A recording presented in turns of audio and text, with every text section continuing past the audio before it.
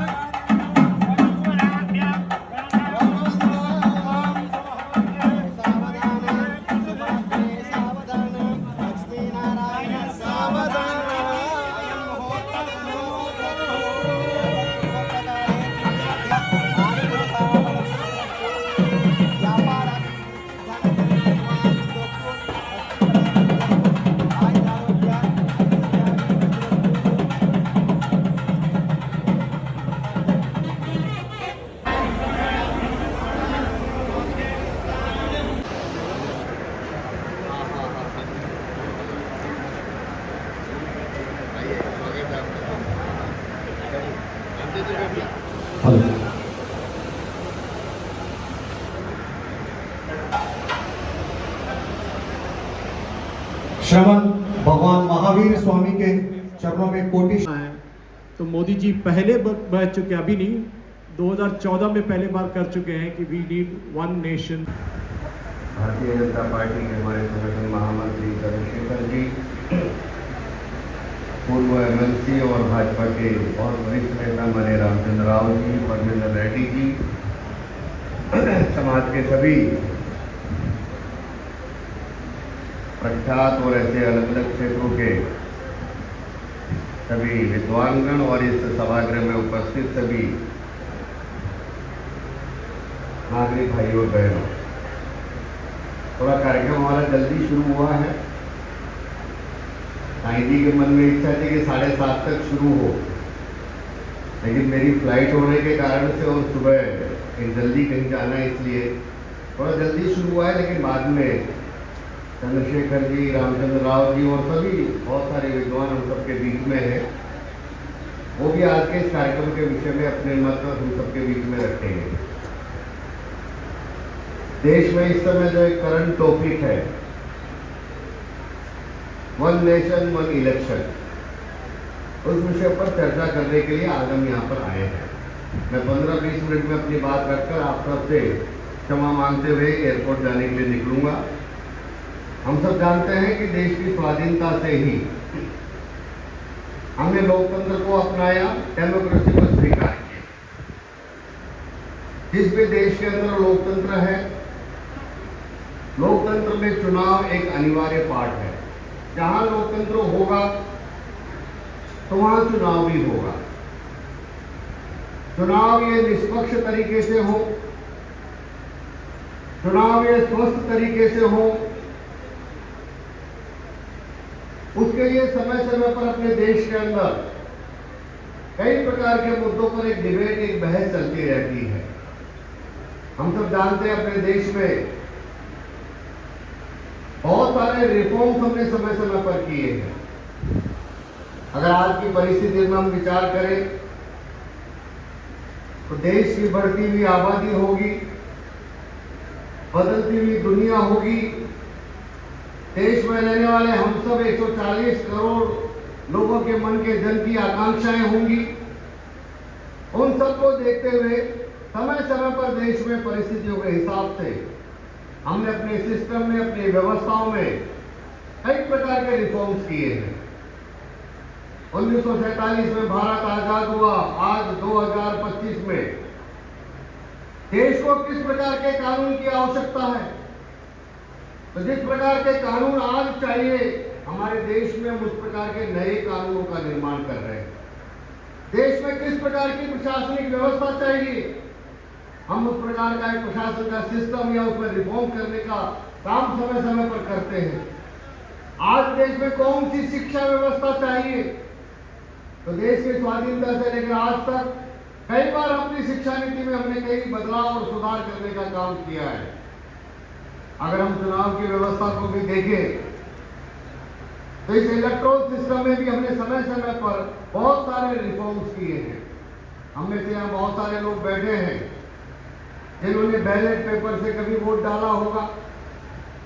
हमने अपनी सामने ही देखा है कि देश के 21 वर्ष के युवा को मताधिकार था, लेकिन आज देश का 18 वर्ष का युवा वह अपना वोट दे रहा है। समय समय पर हमने इलेक्शन के अंदर भी रिफॉर्म्स किए।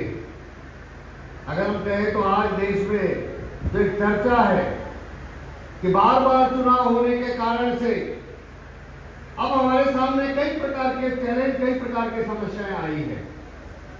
जो भी मुझसे पहले के वक्ता सुरेश जी कह रहे थे, अगर उसका एक डेटा अगर हम देखें तो 2025 में जहां आज हम खड़े हैं, 95 से लेकर 2025 तक पिछले 30 साल से भारत में एक भी साल ऐसा खाली नहीं गया है जहां भारत में चुनाव ना हुए हो। अभी 2024 में लोकसभा के चुनाव हुए, उससे पहले राजस्थान का विधानसभा चुनाव हुआ, मध्य प्रदेश का चुनाव हुआ, छत्तीसगढ़ का चुनाव हुआ, लोकसभा के बाद जम्मू कश्मीर, झारखंड, हरियाणा, दिल्ली, महाराष्ट्र, कई प्रांतों के विधानसभा चुनाव। अभी एक साल भी पूरा नहीं हुआ कि 5 राज्यों के विधानसभा चुनाव हुए हैं। और आने वाले कुछ महीनों के बाद बिहार का विधानसभा का चुनाव है, बाद में बंगाल, आसाम, तमिलनाडु के चुनाव है। हर वर्ष कहीं ना कहीं भारत में चुनाव होने के कारण से हमारा देश हमेशा एक इलेक्शन मोड में रहता है। हमेशा कहीं ना कहीं देश के अंदर किसी न किसी प्रदेश में आचार संहिता लगी रहती है। ये बार बार चुनाव होने के कारण से एक नए प्रकार की कई समस्याएं इस समय देश के सामने आ रही है। अभी हम सबको एक महाराष्ट्र का उदाहरण दिया गया कि 5 साल में से 300 दिन महाराष्ट्र में किसी न किसी चुनाव के कारण से आचार संहिता लगी रही। इसका अर्थ है कि 5 साल में से 300 दिन कोई वर्किंग डेज वहां पर नहीं थी, काम काम करना ही नहीं, छुट्टी है। आचार संहिता के कारण से हमारे वर्किंग डे कम हो रहे हैं। यह देश की प्रगति में सबसे बड़ी बाधा है, देश के विकास में सबसे बड़ी बाधा है। अगर जिस भारत को हम बहुत तेजी से आगे लेकर के जाना चाहते हैं, चाहे कोई सी भी सरकार हो, हर सरकार के सामने ये एक बहुत बड़ा हर्डल है कि जब भी कुछ करना है, आचार संहिता के कारण से देश की प्रगति, देश का विकास रुक जाता है। इसके कारण से देश में एक डिबेट शुरू हुई कि क्या है बार बार चुनाव कराना आवश्यक है, देश में एक साथ ही चुनाव हो सकते हैं क्या? ये कोई नया मुद्दा नहीं है। देश में जब पहली बार चुनाव हुए 52 में से लेकर 67 तक 4 जनरल चुनाव, 4 आम चुनाव, 4 लोकसभा के चुनाव, 30 साल तक भारत के अंदर लोकसभा और विधानसभा के चुनाव एक साथ होते थे। 67 के बाद एक क्रम बदला, कई विधानसभाओं की राज्यसभाएं भंग हुई, लोकसभा भंग की गई, लोकसभा का कार्यकाल इमरजेंसी आपातकाल के समय बढ़ाया गया और उस सब के कारण से जो स्थिति बिगड़ी, वहां आज जहां हम आज खड़े हैं कि हर साल अब भारत के अंदर आचार संहिता लगी रहती है। 5 साल के कार्यकाल में से लगभग 1 साल केंद्र सरकार का हो चाहे राज्य सरकारों का हो, आचार संहिता के कारण से वहां विकास के काम, वहां के बाकी अन्य काम सब स्लो हो जाते हैं या पेंडिंग हो जाते हैं।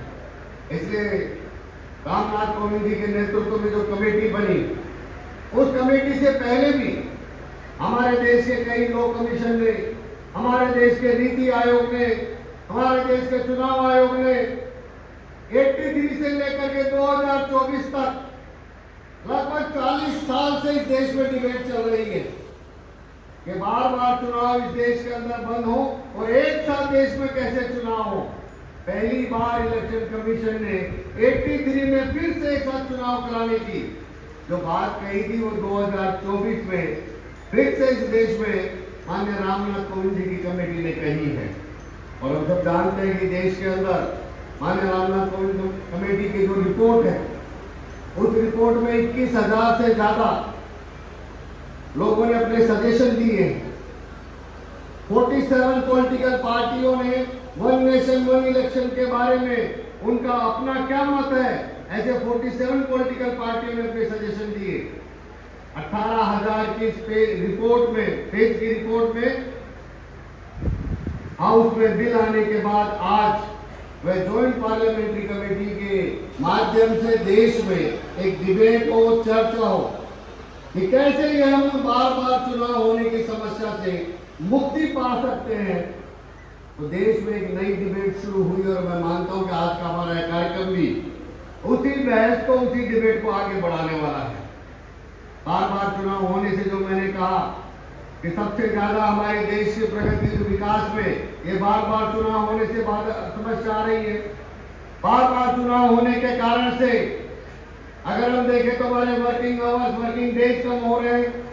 बार बार चुनाव होने के कारण से किस प्रकार का गुड गवर्नेंस हमको चाहिए, हर पॉलिटिकल पार्टी, हर नेता, मंत्री, विधायक अगर वो पूरे 5 साल चुनाव में ही व्यस्त रहेगा तो कैसे हम गुड गवर्नेंस की जो बात कहते हैं वो गुड गवर्नेंस नहीं आ सकती है। सरकारों के द्वारा जो वेलफेयर की स्कीम्स आती है, नीचे ग्राउंड लेवल तक वो वेलफेयर की स्कीम जानी चाहिए, लेकिन बार बार चुनाव होने के कारण से वो सारी वेलफेयर स्कीम्स को भी ग्राउंड लेवल तक पहुंचाने में बहुत सारी समस्याएं आती हैं। बार बार चुनाव होने के कारण से जो मैंने कहा कि हमारे वर्किंग डेज कम हो रहे, मैन पावर कम हो रही है। इस 2024 के चुनाव में 1 करोड़ से ज्यादा हमारे देश के ऑफिसर और कर्मचारियों की ड्यूटी एक लोकसभा चुनाव के अंदर जो लगी है उसकी संख्या 1 करोड़ से ज्यादा है। भारत के अंदर 10 लाख से ज्यादा बूथ हैं। हर बूथ पर अगर 10 लोग भी चुनाव कराने जाते हैं तो चुनाव की ट्रेनिंग से लेकर चुनाव कराने जाने से लेकर काउंटिंग तक कितना एक हमारे देश के सभी लोगों का समय इस चुनाव की व्यवस्था में खर्च हो रहा है। अभी एक आंकड़ा दिया गया कि हमारा धन और पैसा इस चुनाव में बार बार होने से बहुत पैसा लगता है। 2024 के लोकसभा चुनाव में 1,35,000 करोड़ रुपया केवल चुनाव आयोग का खर्चा हुआ है। अगर चुनाव आयोग देश में एक लोकसभा चुनाव कराने के लिए इतना पैसा खर्च करता है तो आप सोचिए उसके बाद हर विधानसभा का चुनाव का खर्चा, उसके बाद होने वाले हर लोकल बॉडी चुनाव का खर्चा, उसके बाद हर पॉलिटिकल पार्टी का खर्चा, उसके बाद हर कैंडिडेट का खर्चा अगर आप जोड़ेंगे तो भारत में 5 साल तक चलने वाली चुनाव की व्यवस्था में जो एक अनुमान आता है कि 5 से 7 लाख करोड़ रुपया केवल भारत में ये बार बार चुनाव होने के कारण से खर्चा हो रहा है। भारत जैसे जिसका बजट 50 लाख करोड़ का है उसमें 5 लाख करोड़ यानी उसका 10% हिस्सा इस देश में केवल चुनाव के ऊपर खर्च होना हमारे जैसे एक बढ़ते हुए देश के लिए एक बहुत बड़ा चैलेंज है। आपने इस बार चुनाव में जो वोट डाला होगा, हमको कई बार लगता है कि हमारे वोट डालने में क्या अभी विकास ही होगा। आज जितनी भी पॉलिटिकल पार्टियां चुनाव लड़ने वाले लोग बाकी के अन्य एजेंडे पर चुनाव लड़ते हैं, लेकिन देश में कभी भी वर्क परफॉर्मेंस के आधार पर किसने काम किया है, किसने डेवलपमेंट, वो निर्णय अच्छा है खराब आपका तुरंत चुनाव में परीक्षा हो जाती है। इसलिए दीर्घ से निवेदन है कि सुनील जी साहब बंसल जी का यहाँ पर स्वागत किया जाए।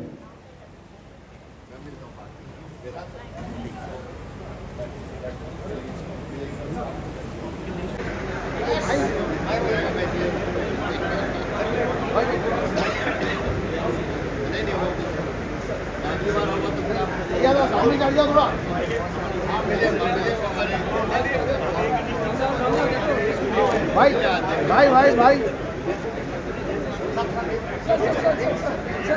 प्लीज पीछे जाओ।